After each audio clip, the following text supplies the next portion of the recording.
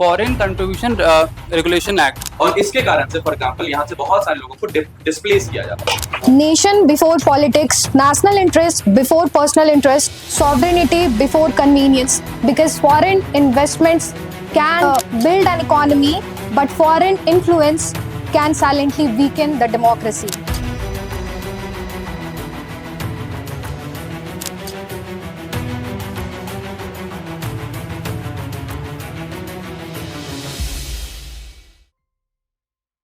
Hello everyone.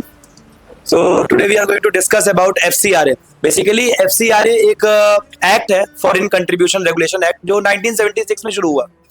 इस act का जो ओवरऑल काम है वो ये है कि जो भी हमारे यहाँ पर एनजीओज, सिविल सोसाइटीज या जो अलग अलग नॉन प्रॉफिट ऑर्गेनाइजेशंस काम करते हैं, उनको जो फॉरेन से फंडिंग आती है उसको रेगुलेट करना। वी ऑल नो कि हर एक कंट्री के लिए एक जो नेशनल सिक्योरिटी में चैलेंज होता है, वो चैलेंज होता है कि जो बाहर से एक्स्ट्रा फंडिंग आ रही है टू बेसिकली इंस्टेबिलिटी क्रिएट करने के लिए सोसाइटी के अंदर, तो उसको रेगुलेट करते हैं ताकि उसको वो कंट्रोल कर सके और ये देख सके कि जो पैसा बाहर से आ रहा है वो केवल सोसाइटी के लिए आ रहा है या अननेसेसरी का पॉलिटिकली मोटिवेटेड है जो इनस्टेबिलिटी क्रिएट करेगा। 1976 में एक्ट आया था पहली बार, उसके बाद लगातार अलग अलग समय पर आपके अमेंडमेंट्स होते रहे। रिसेंट में जो अमेंडमेंट आया है उस पर बहुत ज्यादा विवाद है, बहुत ज्यादा लोग ये बोल रहे हैं कि इसमें सरकार एक्सट्रीम कंट्रोल कर रही है। तो एक्चुअल में इसके कुछ प्रोविजंस हैं जो मोटे मोटे तौर पर मैं आपको ब्रीफ कर दूं तो इसमें कई प्रोविजंस ऐसे हैं, जैसे कि इसमें एक प्रोविजन दिया गया है कि जब भी सरकार किसी एनजीओ को लाइसेंस देगी उसके बाद इस एनजीओ की ड्यूटी होगी कि वो लाइसेंस को लगातार रिन्यू करता रहे, यानी जिस पॉइंट पर वो लाइसेंस रिन्यू करना छोड़ेगा उसके बाद अपना कुछ टाइम के प्रोसीजर के बाद उसके जो भी एसेट्स हैं वो क्या करेगी, गवर्नमेंट सीज कर लेगी। अच्छा, इसमें प्रॉब्लम ये नहीं है कि एसेट्स में वो सीज कर लेगी, प्रॉब्लम ये है कि अगर वो कभी रिन्यू नहीं होता है तो वो एसेट सीज करके उसको सरकार क्या करेगी, लिक्विडिफाई करेगी और कंसोलिडेटेड फंड ऑफ इंडिया में उसका पैसा यूज कर लेगी। पहले क्या होता था कि एफसीआरए के थ्रू आपने जब तक लाइसेंस रखा हुआ है और तब पैसे आपने प्राप्त किए हैं तो उससे जो एसेट मेकिंग करते थे वो एसेट सीज नहीं होता था, केवल उस ऑर्गेनाइजेशन के एसेट सीज होते थे जो आपके उस एफसीआरए के जिस ऑर्गेनाइजेशन ने उस एफसीआरए के थ्रू बनाए। लेकिन जो पर्सनल एसेट्स होते थे या जो और भी एसेट्स होते थे उनको कभी भी वो सीज नहीं करते थे। इस वाले में यही अमेंड कर दिया गया कि हम वो वाले एसेट्स भी सीज कर लेंगे जो आपके इस पर्टिकुलर अर्निंग से बनाए गए होंगे, जो सबसे बड़ा मेजर कॉज ऑफ कंसर्न है। इसमें अमेरिका की और आपके यूके की बहुत सारे गवर्नमेंट्स हैं जो इस चीज के खिलाफ लॉबिंग कर रही हैं कि भाई ऐसे तो हमारे यहाँ पर जो क्रिश्चियन मिशनरीज काम करती हैं वो कहीं ना कहीं अफेक्ट होगी, उनको प्रॉब्लम आएगी। अब यहाँ पर आ जाता है डुअल गेम, मतलब गवर्नमेंट्स की जो बात है वो भी सही है कि कहीं ना कहीं जो ये मिशनरीज हैं वो इलीगल तरीके से हमारे यहाँ पर कन्वर्जन रैकेट चला रही हैं, जैसा आरोप लगाया जाता रहा है अक्सर। और कहीं ना कहीं जो वेस्टर्न कंट्रीज का जो कंसर्न है वो भी जेन्युइन है कि हम ये एड भेजते हैं वो ह्यूमैनिटेरियन के लिए भेजते हैं, यानी कि जो मानवीय संवेदनाएं होती है उसके लिए भेजते हैं। तो अब इन दोनों के बीच में जो कॉन्फ्लिक्ट है उसको मैनेज करना है और आज हम इसी पे डिस्कशन करेंगे। आई होप आप लोगों ने इसके बारे में अच्छे से पढ़ा होगा और डिटेल डिस्कशन आप कर पाओगे। So all the best, I hope अब आप अच्छे से डिस्कस कर पाओगे। Thank you. Nation before politics, national interest before personal interest, sovereignty before convenience. Because foreign investments can build an economy, but foreign influence can silently weaken the democracy. Respected judges and my dear friends, a very good afternoon to all. Ladies and gentlemen, मैं आप लोगों से एक simple question पूछना चाहूंगी कि अगर आपके घर में कोई ऐसा अननोन पर्सन है जो करोड़ ऑफ रुपीस आपको ट्रांसफर कर रहा है, तो क्या आप सिंपली उस करोड़ ऑफ रुपीस को लेकर थैंक यू बोलकर निकल जाओगे, या फिर आप पूछोगे कि इस मनी का सोर्स क्या है, आखिर ये फंडिंग मुझे कैसे मिली और इसका मोटिव क्या है, बेसिकली ये किस इंटेंशन से आपको दिया गया है। अगर घर में ट्रांसपेरेंसी नॉर्मल है तो जब नेशन के लेवल पे ट्रांसपेरेंसी आ रही है तो ये अथॉरिटेरियन कैसे हो गई? Because transparency is not tyranny, accountability is not oppression, and regulation is not anti-democracy. FCRA का ऑब्जेक्टिव फॉरेन फंडिंग को बैन करना बिल्कुल भी नहीं है। उसका ऑब्जेक्टिव सिंपल है, फॉरेन इन्फ्लुएंस को रेगुलेट करना। ध्यान दीजिएगा, बस रेगुलेट कर रही है। ड्यूरिंग द कोल्ड वॉर, जब हमारे कंट्री में कोल्ड वॉर को एज अ प्रॉक्सी वॉर लिया जाता था कि एक तो यूनाइटेड स्टेट्स ऑफ अमेरिका जो कि एक कैपिटलिस्ट कंट्री है और दूसरा रशिया जो सोशलिज्म को सपोर्ट करता है। तो हमारे कंट्री के पास एक ऑप्शन था कि आप किधर जाओगे, तो हमारे कंट्री ने क्या चूज किया, मिक्स्ड इकोनॉमी, मतलब ना तो हम कैपिटलिस्ट होंगे ना तो हम सोशलिज्म अडॉप्ट करेंगे। तो 1976 में क्या हुआ, इंदिरा गांधी गवर्नमेंट ने कुछ ऐसे सस्पेक्ट्स उन्हें फील हुए कि कोई तो फॉरेन फंडिंग हो रही है जिससे इंडिया की पॉलिटिकल डेमोक्रेसी इन फ्यूचर को खतरा है या फिर डेटरेंस क्रिएट करेगी। तो 1976 में FCRA आया, that is foreign contribution regulation act. 1984 में मॉनिटरिंग स्ट्रांग हुई, 2010 में मॉडर्न फ्रेमवर्क आया, 2020 में ट्रांसपेरेंसी बढ़ाने के लिए SBI अकाउंट्स, आधार वेरिफिकेशन और स्ट्रिक्टर कंप्लायंस लाए गए। और इन 2026 amendment activity specific registration, state specific monitoring, better disclosure और फॉरेन फंडेड एसेट्स को स्ट्रेंथन करने का प्रस्ताव रखा गया। दोस्तों, ये कोई ओवरनाइट पॉलिटिकल डिसीजन नहीं है, 50 साल की इंस्टीट्यूशनल इवोल्यूशन है। दोस्तों, जैसा कि हम जानते हैं आज वॉरफेयर बदल चुका है। Foreign national security advisor sir Ajit Doval ने बार बार बताया है कि फ्यूचर वॉर सिर्फ टैंक्स और मिसाइल्स और सोल्जर्स से नहीं लड़े जाएंगे। Information, foreign funding, cyber influence, proxy wars और साइकोलॉजिकल वॉरफेयर से भी लड़ी जाएंगी। इसलिए FCRA जरूरी है, because prevention is better than cure. अगर पैसा नैरेटिव्स लिखने लगे, नैरेटिव्स पब्लिक ओपिनियन बनाएंगे और पब्लिक ओपिनियन पॉलिसीज बनाएगा। इसीलिए FCRA सिर्फ एक फाइनेंशियल लॉ नहीं है, नेशनल सिक्योरिटी का फ्रेमवर्क है। मैं आप लोगों के सामने कुछ एग्जाम्पल्स रखना चाहूंगी। एक NGO है जो कि कुंदन न्यूक्लियर पावर प्रोजेक्ट्स में उसके स्ट्रैटेजिक इम्प्लीमेंटेशन में हैम्पर करने के लिए उन्हें फॉरेन फंडिंग मिली थी, ऐसा गवर्नमेंट ने कंसर्न बताया था।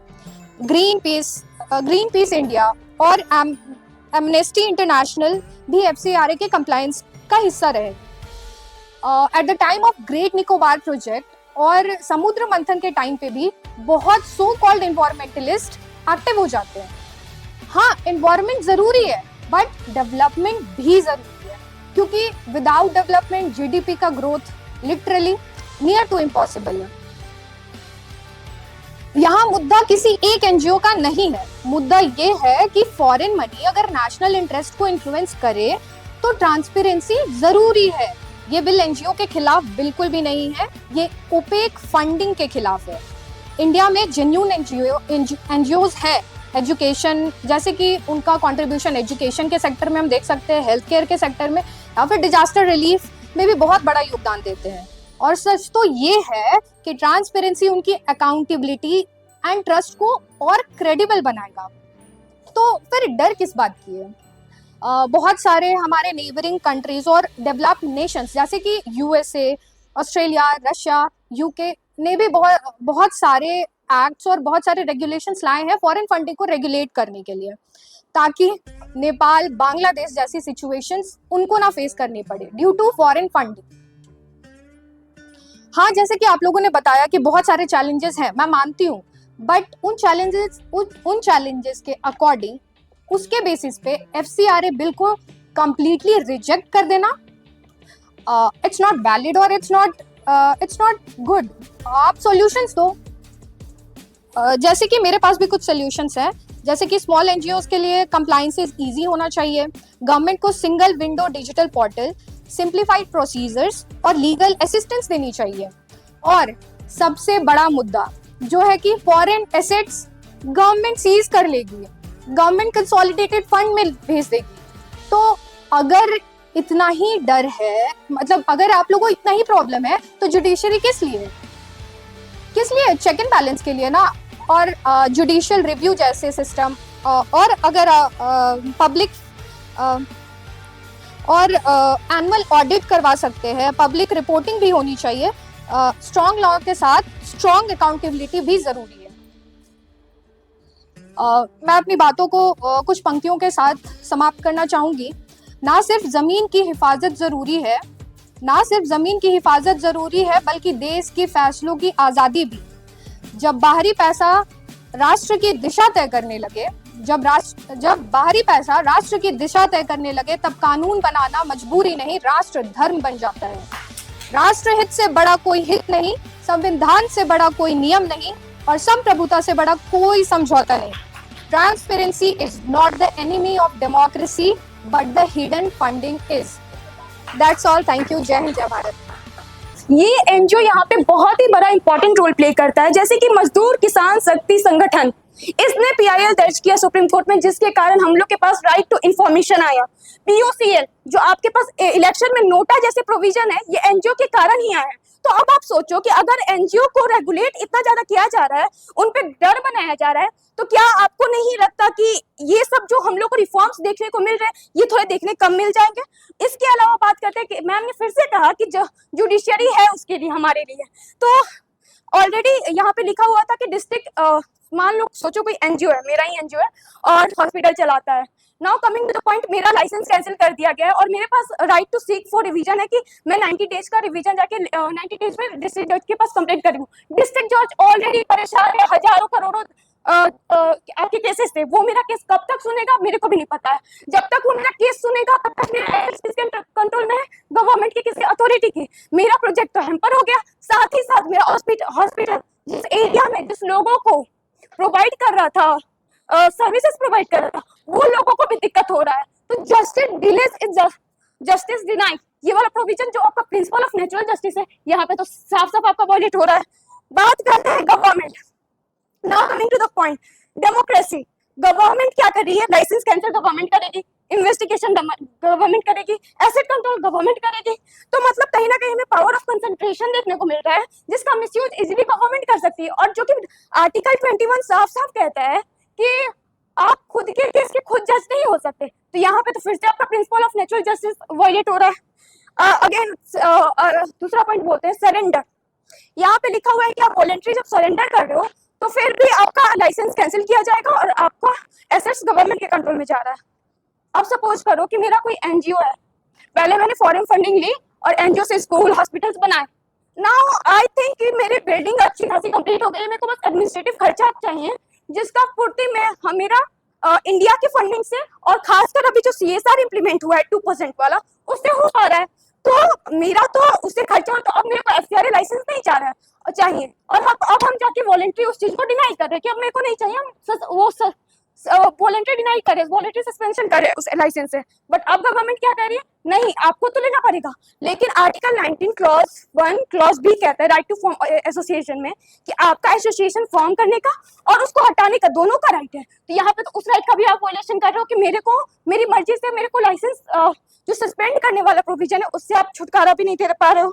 दूसरा मिक्स्ड एसेट कंफ्यूजन। मान लो मेरा कोई हॉस्पिटल है और जिसको मैंने 90% इंडिया की फंडिंग से बनाया और 10% बनाया है, सॉरी 90% इंडिया की फंडिंग से बनाया और 10% फॉरेन फंडिंग से बनाया। अब गवर्नमेंट उसको कैसे रेगुलेट करेगी? क्या उसको पूरा का पूरा बिल्डिंग को लेकर चली जाएगी क्योंकि वो फॉरेन फंडिंग है 10%, क्योंकि पार्शियली तो है ना।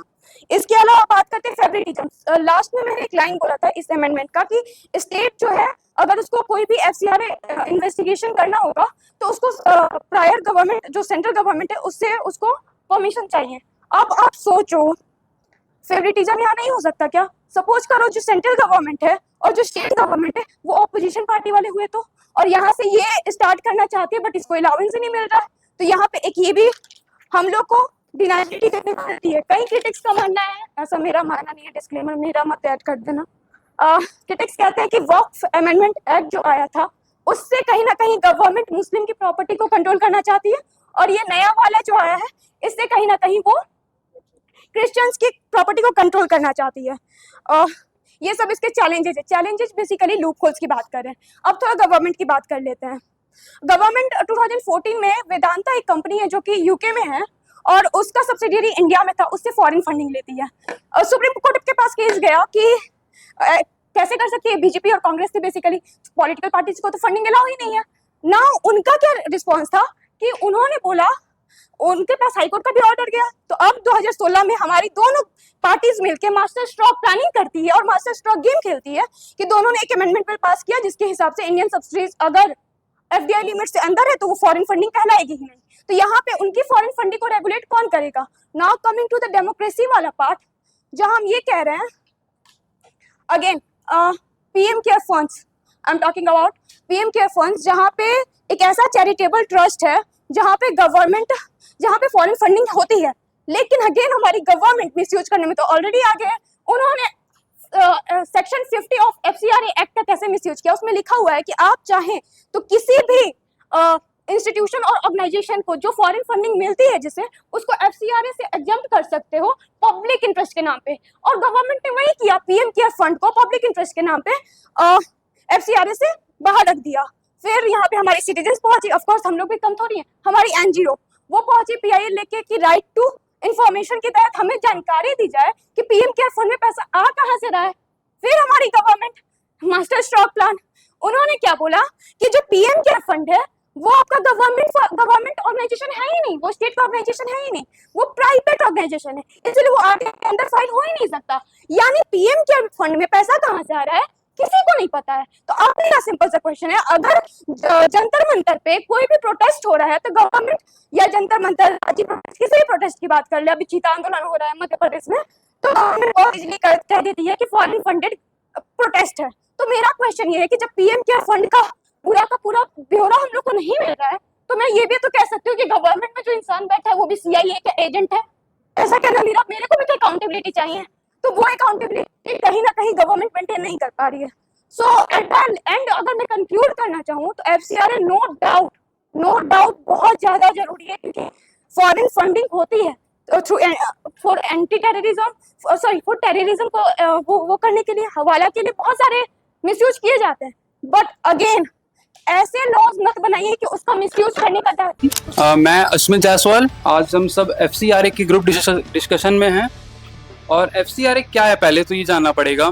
फॉरेन कंट्रीब्यूशन रेगुलेशन एक्ट, ये सबसे पहले बार इंडिया में 1976 में आया था। उसके बाद इसमें बहुत सारे अमेंडमेंट्स हुए हैं, 2010, 2016, 2018, 2022 और अब 2026, बहुत रिसेंट में 2026 का है। इसे मिनिस्ट्री ऑफ होम अफेयर्स ने प्रेजेंट किया है। अब ये जो एफसीआरए है, पहले तो जो 1976 में आई थी, उसके बाद इसे 2010 में पार्लियामेंट को फिर से इसे इनैक्ट क्यों करना पड़ा, क्योंकि 1991 में इंडिया में एलपीजी हुआ, लिबरलाइजेशन, प्राइवेटाइजेशन एंड ग्लोबलाइजेशन, जिसके वजह से भारत में फॉरेन फंडिंग एक मात्रा से बहुत ज़्यादा अधिक बढ़ी। उसके वजह से 2010 में पार्लियामेंट को ये लगा कि इसमें फिर से एक अमेंडमेंट लाना चाहिए। उन्होंने 2010 में इसे एक विस्तार पूर्वक तरीके से 2010 में एक अच्छे तरीके से लाया और इसमें बहुत सारे अमेंडमेंट्स किए गए। जो रिसेंट वन है 2026 वाला एफसीआरए, उसमें क्या मेन बातें क्या कही गई है। पहले तो कौन ले सकता है कंट्रीब्यूशन बाहर से फंडिंग का और किस चीज़ में इस्तेमाल करेगा, पहला पॉइंट। दूसरा पॉइंट, जो मनी बाहर से आ रहा है वो किस चीज़ में यूज़ होगा, उसका रिपोर्टिंग, उसका मतलब अकाउंट बैलेंस पूरा चेक किया जाएगा। ऐसा तो नहीं है कि गलत तरीके से आ रहा है, गलत चीज़ों में यूज़ हो रहा है। और तीसरा चीज़ जो कि बहुत इंपॉर्टेंट है, ये रेस्ट्रिक्ट करेगा कि बाहर से जो मनी आ रहा है वो भारत की सोवरेनिटी, सिक्योरिटी और सोशल ऑर्डर कहीं डिस्टर्ब तो नहीं कर रही है। अस्मित, अगर ये एफसीआरए बनाने के लिए उन्होंने बोल भी रखा है कि आपको कोई दिक्कत होगी तो कोर्ट के पास आ जाएगी, कोर्ट के पास जाने पे बोल रहे हैं कि ठीक है फंडामेंटल राइट नहीं है आपका फॉरेन फंडिंग, तो क्या ही जस्टिफिकेशन है। मतलब एक तरीके से स्टेट अपने हिसाब से काम नहीं कर रही है। अगर फॉरेन फंडिंग नहीं हो, भारत के पास इतनी क्षमता है कि भारत अपने आप को दोबारा से बना पाए, या फॉर एग्जांपल भारत अगर बनाना भी चाहेगा अपने आप को और वो अपने हिसाब से बनाना चाहेगा, जैसे फॉर एग्जांपल एक न्यूक्लियर पावर प्लांट झारखंड में लगा देते हैं, चाईबासा में लगा देते हैं, और इसके कारण से फॉर एग्जांपल यहाँ से बहुत सारे लोगों को डिस्प्लेस किया जाता है। ठीक है, डेवलपमेंट वर्सेस डिस्प्लेसमेंट की जब बात आती है, तब जब भारत के लोग, भारत का जो स्टेट वो जब इनके ख्याल नहीं रखते हैं, तब फॉरेन लोग आते हैं। फॉरेन फंडिंग्स क्यों आती है? कोई एनजीओज के लिए आती है। आप इस चीज को कैसे देखते हैं कि जब सरकार ही चाह रही है कि सरकार अपने हिसाब से भारत में जैसा चाहे वैसा डिस्प्लेस करे, जैसा चाहे वैसा डेवलप करे, तो फिर ये बाहर से ये FCRA बनाने की जरूरत ही क्यों है? अपने हिसाब से चला लो। सर FCRA ये नहीं कहता है कि बाहर से फंडिंग नहीं आ सकता है, वो हर चीज को हाँ कर रहा है। तो पब्लिक वेलफेयर के लिए पैसा, अगर पब्लिक वेलफेयर के पैसा आ रहा है तो आ सकता है, ह्यूमैनिटेरियन ग्राउंड्स पे आ सकता है, तो आ सकता है, हर चीज पे आ सकता है। डिसाइड कौन करेगा कि ये पैसा सही?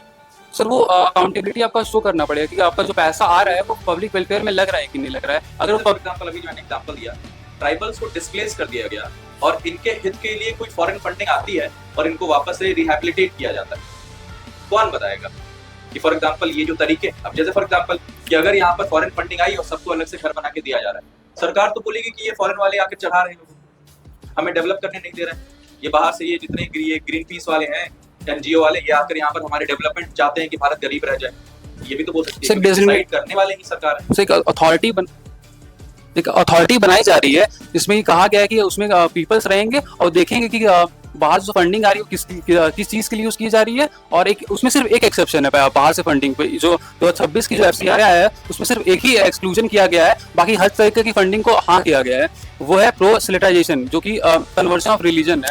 हेलो एवरीवन, मेरा नाम विकास कुमार है और आज का जो टॉपिक है हमारा ग्रुप डिस्कशन का वो है FCRA, तो इस पर हम डिस्कस करेंगे। तो बेसिक चीज़ें तो मेरे हिसाब से सबको पता ही होगा, तो मैं आज इसकी ज़रूरत क्यों पड़ी थी और इसका निर्माण का जो इतिहास है उसके बारे में बात करूँगा। और तो FCRA जो कानून था ये सबसे पहले आपातकाल के समय 1976 में लागू हुआ था और इसके पीछे बहुत सारे एग्जाम्पल्स थे जो इतिहास में हुए थे, जिसके भय से कहीं ना कहीं भारत सरकार ने ये कदम उठाया था और ये कानून को लाया था। जैसे कि 1967 का जो आम चुनाव हुआ था, लोकसभा चुनाव, उसमें देखा गया था कि बाहरी फंडिंग जो थी वो राजनीतिक दलों को और उम्मीदवारों को बहुत हद तक प्रभावित किए थे और चुनाव को भी प्रभावित कर रहे थे उससे।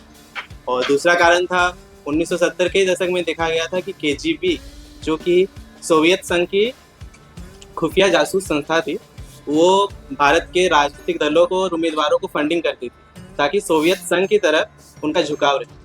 और सबको पता ही होगा कि जो शीत युद्ध चल रहा था उसमें दो गुट बटा हुआ था, एक तरफ सोवियत संघ और एक तरफ अमेरिका था। तो सोवियत संघ चाह रहा था कि भारत उनके गुट में शामिल हो, इसीलिए KGB द्वारा उनकी फंडिंग की गई थी। और ये रिकॉर्ड्स में भी है क्योंकि KGB के एक अधिकारी थे, उनके दस्तावेज लीक हो गए थे और उसे खुलासा हुआ था कि बहुत सारे जो अधिकारी थे और पत्रकार और समाचार पत्रों को KGB द्वारा फंडिंग की गई थी। और तीसरा एक महत्वपूर्ण उदाहरण के तौर पे समझ सकते हैं कि 1970 के दशक में जब भारत मरी से मर रहा था और अमेरिका से गेहूं आयात करना पड़ रहा था, यानी कि PL 480 योजना जिसको बोला जाता है, तो उसके तहत गेहूं के बदले जितने भी पैसे अमेरिका को देने थे वो भारत ने दे दिए थे, लेकिन अमेरिका ने उनके दूतावास निर्माण के लिए वो पैसे को दूतावास के खाते में ही भारत में ही रख लिए थे। तो इससे समझा जा सकता है कि वो जो उन जो रुपयों का मूल्य है और उनका उपयोग वो भारत के आंतरिक काम के लिए वो कर सकते थे। वो उपद्रव भी हो सकता था, वो प्रोटेस्ट करने के लिए भी हो सकता था। और देखा गया था उस टाइम भारत जो है वो विकास के फेज में था, बहुत सारे योजनाएं बन रही थी, फैक्ट्रीज बन रही थी, बहुत सारे प्रोटेस्ट भी हो रहे थे। जैसे कि 1974 का रेल हड़ताल हुआ था, उसमें भी पाया गया था और आरोप लगे थे कि बाहरी फंडिंग थी इसमें। तो इस तरह के कुछ फैक्ट थे जिनके कारण से इस कानून की जरूरत पड़ी थी और 1976 में इंदिरा गांधी की सरकार में ये कानून आया था, लागू हुआ था। गुड आफ्टरनून एवरीवन, मेरा नाम अमन मिश्रा है। जैसा कि हम सब जानते हैं आज का हमारा टॉपिक है FCRA, foreign contribution regulating act, जिसको हिंदी में विदेशी अंशदान अधिनियम बोलते हैं। इसका मतलब इसको लाने के पीछे का कारण सबसे पहले तो यह भारत सरकार का एक मुख्य कानून है जो लाया गया था। और यह कानून देश में किसी भी व्यक्ति, NGO और संस्था द्वारा विदेशों से मिलने वाले फंड और उपहारों को नियंत्रित करता था। इसका उद्देश्य यह देखना था कि विदेशी पैसा देश की सुरक्षा और हित के खिलाफ में इस्तेमाल ना हो। इसमें आवश्यकता अनुसार समय समय पर संशोधन भी किया गया था। जैसे कि 2020 में जो नोल हार्बर वर्सेस भारत सरकार का जो केस था उसमें संशोधन किया गया था और उसी संशोधन में सुप्रीम कोर्ट ने यह बोला था कि जो मतलब FCRA है उसको मतलब राइट टू एसोसिएट मतलब संगठन बनाने का अधिकार नहीं है। ठीक है, उसके बाद FCRA के बहुत सारे लाभ और बहुत सारे चुनौतियां भी हैं। जो तो सबसे पहले हम FCRA के लाभ बताते हैं। तो राष्ट्रीय सुरक्षा के लिए या विदेशी पैसे के जरिए जैसे विरोध गतिविधियों, दंगों या अवैध धर्म के परिवर्तन को रोकता है। जैसे कि अगर एग्जाम्पल के तौर पर देखा जाए तो जो फाइनेंशियल ईयर 2024-25 है उसमें विदेशी फंड का अगर आंकड़ा देखा जाए तो 22,963 करोड़ रुपया लगभग था। उसके बाद दूसरा कानून ये है कि पारदर्शिता को बढ़ाना, जवाबदेही को बढ़ाना।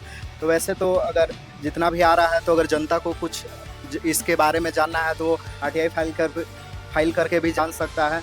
30 दिनों के भीतर उसको जानकारी मतलब इसमें मिल जाएगी और इससे सरकार को पता रहता है कि विदेश से कितना पैसा आ रहा है और कहाँ पे इसका मतलब खर्च किया जा रहा है, किस सेक्टर में इसको लगाया जा रहा है। इसका दुरुपयोग पे रोक के लिए जैसे राजनीतिक दलों और सरकारी कर्मचारियों, मीडिया को विदेशी फंड लेने से रोककर आंतरिक राजनीति है उसमें बाहरी हस्तक्षेप को कम किया है।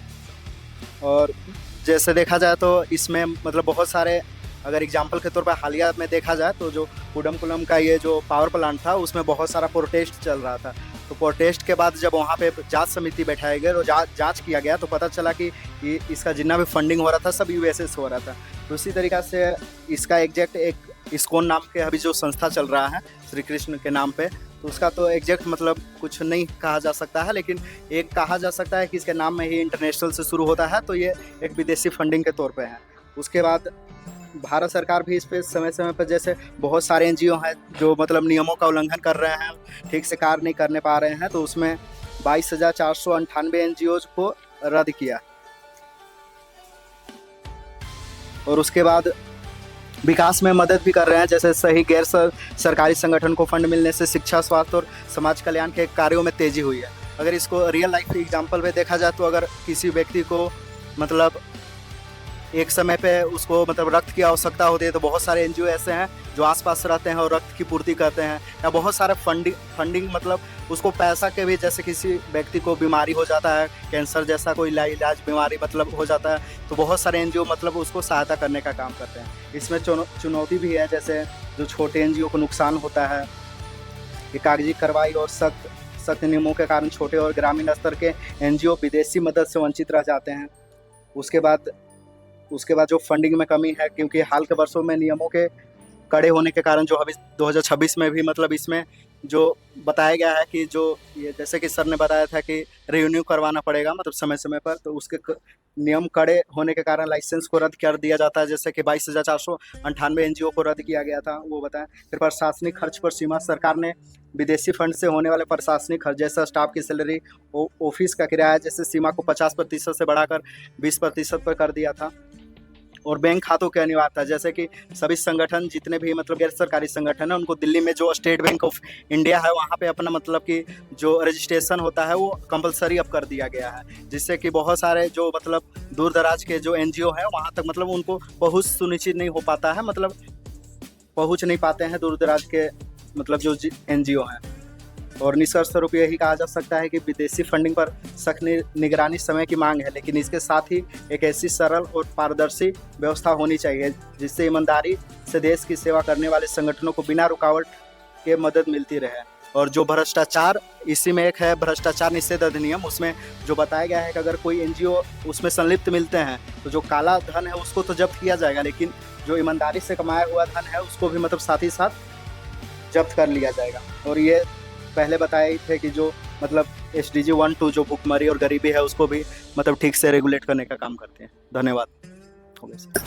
आप सभी निर्णायकगण को मेरा नमस्कार और यहाँ पे बैठे सभी मेरे साथियों को नमस्कार। आज हम लोग सबसे पहले बात करने से पहले मैं अपना नाम बता देता हूँ। मेरा नाम चंदन पासवान है और हम लोग आज यहाँ पे एकत्रित हुए हैं FCRA की बात को चर्चा को लेकर, जो जिसका हिंदी होता है विदेशी अंशदान विनियमन अधिनियम, जिसका आज हम पक्ष एवं विपक्ष एवं इसके प्रभाव पर अपना बात प्रस्तुत करूंगा।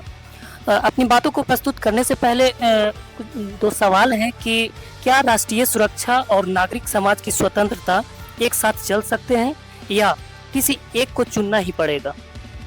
तो FCRA के माध्यम से मैं अपनी बातों को प्रस्तुत कर रहा हूं कि FCRA राष्ट्रीय सुरक्षा और नागरिक समाज की स्वतंत्रता दोनों लोकतंत्र के लिए अनिवार्य स्तंभ है।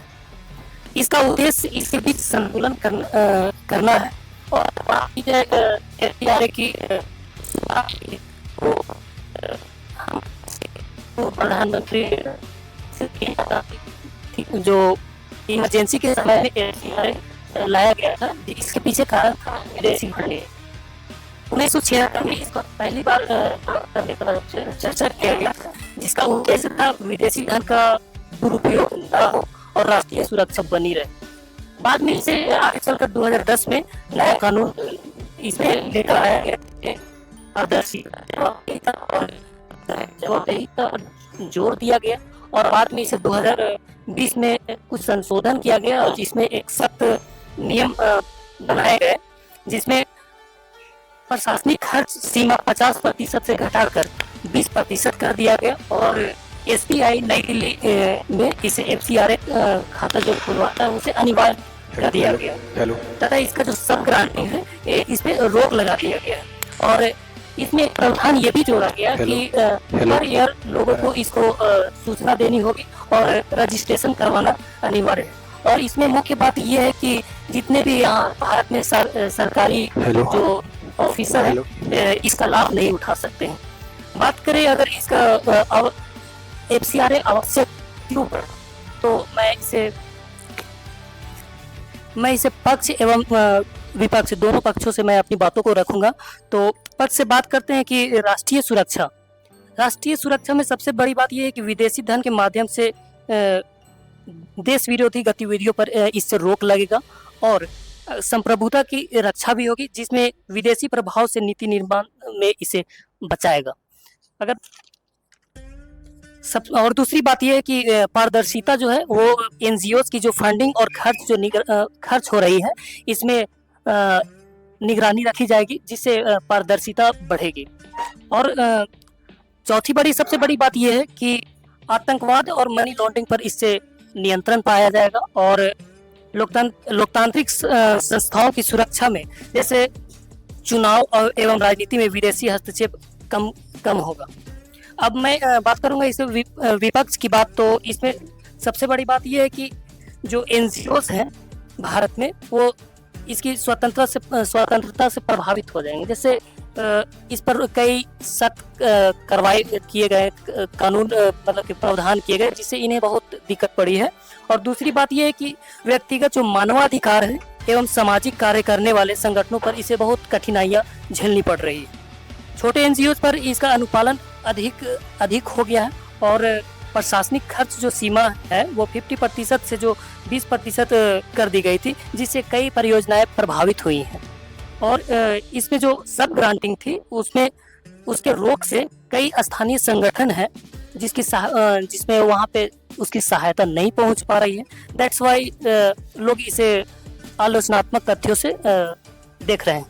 और बात करें इस पे तो हाल ही में देखा गया है कि इस FCRA संशोधन से अमेरिकी जो चर्च जो मिशनरी चल रहे हैं या अमेरिकी संगठन जो है वो इसका विरोध कर रहे हैं, इसके मतलब आलोचनात्मक तथ्य दे रहे हैं कि ये लोगों को मानवाधिकार को हनन कर रहा है। तो मैं अपनी इन्हीं बातों से अपनी कुछ दृष्टिकोण रखूंगा, जिसमें भारत की सुरक्षा भी आवश्यक है और स्वतंत्रता भी आवश्यक है और निगरानी हो लेकिन आवश्यक प्रतिबंध ना हो। गुड आफ्टरनून एवरीवन, मेरा नाम हार्दिक नैन है और आज हम लोग डिस्कस करने वाले हैं FCRA के बारे में। इसका फुल फॉर्म होता है फॉरेन कंट्रीब्यूशन रेगुलेटिंग एक्ट। जैसा कि हम लोग इसके बारे में जानते हैं कि ये फॉरेन फंडिंग को रेगुलेट करती है कि हमारे कंट्री में कोई भी फंडिंग जो आती है वो नेशनल सिक्योरिटी को इफेक्ट ना करे, हमारे कंट्री के यूजफुल कामों को करे, ताकि कोई भी टेरर एक्टिविटीज़ ना हो, कन्वर्सन ना हो। लेकिन इसीलिए इसको रेगुलेट करने के लिए हमारे आज 2026 में ये एक अमेंडमेंट बिल पास हुआ है। इसमें कुछ अच्छी बात भी है और कुछ बुरी बात भी है। जैसा कि हम लोग जानते हैं कि इसमें जो मिनिस्ट्री ऑफ होम अफेयर्स इसको रेगुलेट करती है। इसमें क्या है कि अब पॉजिटिव बात नेगेटिव बात इसमें ये मुझे देखिए, कोई भी एसेट अगर जब्त की जाती है, अगर ये माना जाता है कि अगर वो सही था, अगर एसेट को जब्त करना गलत है तो फिर वो एसेट वापस नहीं दी जाएगी, जो कि ये गलत बात है। अगर जुडिशियल अगर जब्त कर ली गई है तो वापस वो क्यों नहीं होगी अगर प्रूफ नहीं होता है कि वो गलत है। Good afternoon everyone, I am Sania Prasad. आज से करीबन 2300 साल पहले आचार्य चाणक्य ने अर्थशास्त्र में एक वार्निंग दी थी। A state that allows its internal decisions to be financed by outsiders creates a debt it can only repay with its own destruction. And a historical testimony of this is none better than the colonization of India, whom the East India Company did not just conquer with military strength alone, but also through buying political influence of local leaders. This followed our sovereignty until our entire structure collapsed. Today, a country's sovereignty is threatened not merely at borders, but silently through economic coercion, information warfare, and strategic funding. Hence, India had first enacted its Foreign Contribution Regulation Act in 1976 and amended it with the needs of the changing hybrid warfare dynamics. For example, in 2010, by introducing reforms like registration validity, separate bank account, etc. Then in 2020, calling upon a ban on transfer of foreign funds to other NGOs, capping administrative expenses up to 20%, a mandatory Aadhaar, etc. However, changing dynamics call for newer reforms to fill in existing loopholes. The 2026 amendment aims exactly at the same by introducing activity-specific registration, provision of designated authority in case of license expiry or cancellation, enhanced disclosure norms of key functionaries, and wider accountability framework. I do take in considerations regarding small NGOs who cannot contact foreign contributions directly and fail to avail resources to make up to the complex compliance. But the solution to this can never be compromised accountability and regulations, but capacity building of rural and small-scale NGOs. In addition, I also feel 1 or 2 levels of transfer between NGOs can be permitted, but again with strict norms in favor of small NGOs. It aligns with India's stance of non-alignment and strategic autonomy. FCRA declares a clear ideology. Foreign contribution is welcome, but foreign control is not. Some critics also argue the chilling effects of this FCRA on our civil society. But rather, I feel that this act comprehensively benefits civil societies by promoting genuine ones, as the amendment does not distinguish between good or bad NGOs or does not ban foreign funding. Rather, it only asks for transparency in accounting and accountability. Compliance can never be a form of suppression because transparency is not the enemy of democracy, opacity is. This act does not prohibit foreign funding because some NGOs genuinely aid development. But the key question it raises is कि अगर कर्म अच्छे हैं तो auditing का डर क्यों? Hence, I firmly conclude that FCRA upholds the balance of rights that must coexist with responsibility, as no institution, no NGO and no corporation can ever stand over India's sovereignty. Jai Hind. Good afternoon जजेस। आज FCRA के विषय पे हम लोग group discussion करने ही आए हैं। तो इस पे मेरा ये रहेगा कि सबसे पहले मैं इसका इतिहास बोलना चाहूँगा कि 1976 में, अच्छा सॉरी, उसके बाद मैं कंटिन्यू करता हूँ। हाँ, इसका मेरा की पॉइंट रहेगा एक्सक्लूसिव पावर रीच। इसका मतलब ये है कि गवर्नमेंट को ज़रूरत से ज़्यादा पावर मिल जाना, जिससे एनजीओ पर अननेसेसरी कंट्रोल हो सकता है। Provisional wasting, during investigation government temporary control में ले सकता है। Chilling effect of society, strict FCRA rules की वजह से एनजीओ और सोशल वर्कर डर के काम करने और फ्रीली काम नहीं कर सकते। डेमोक्रेटिक पैरालिसिस, एनजीओस पर ज़्यादा रेस्ट्रिक्शन से पब्लिक पार्टिसिपेशन और डेमोक्रेसी कमज़ोर हो सकता है। और इस पे जो नया रूल आया है 2026 में, इस पे कौन कौन से सेक्शन कौन से ऐड हुए हैं मैं उस पर बात करना चाहूँगा।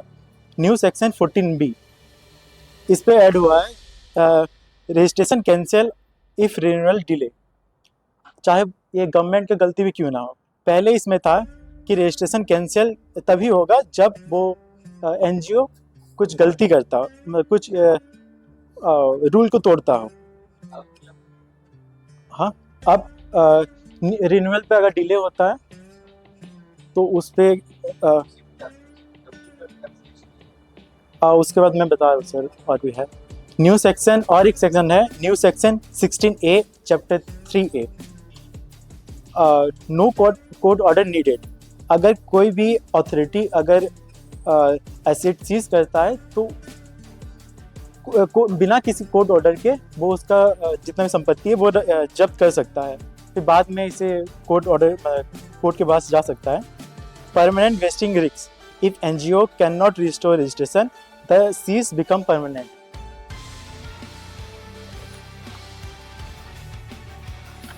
हाँ, और अभी मैं इकोनॉमिक पे आऊँगा। Data from MoSPI, ministry of statistics and programme implementation, 27 lakh job by civil society, 24 lakh full-time volunteers, 2% GDP contribution, 47% local where NGOs primary employer, human code or minority angle. Each license cancel affect 4 to 8 lakh beneficiary, जिसमें कि child protection, nutrition, vaccine, education सब affect होते हैं। 22,000 FCRA licence cancel between 2014 से 2016।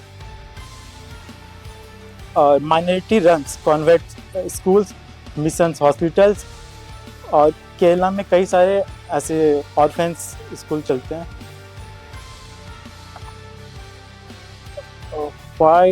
Why the bill faces legal scrutiny?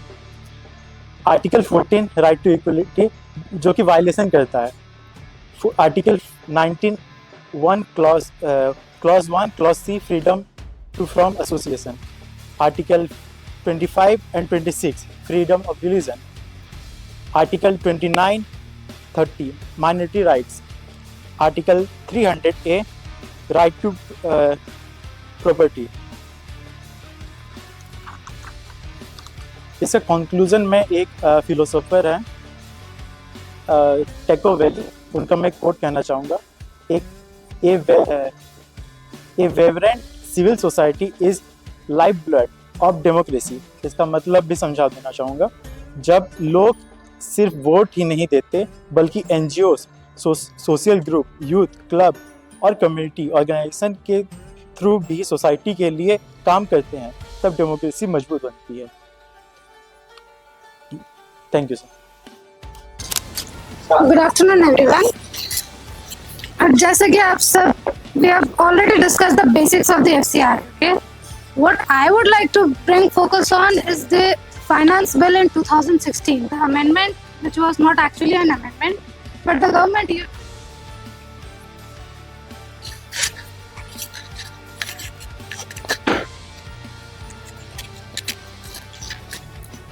in 2016, the finance bill which was passed, it was not actually an amendment for FCRA, but it was a bypass route which the government used to legalize the foreign funding which the political parties would receive.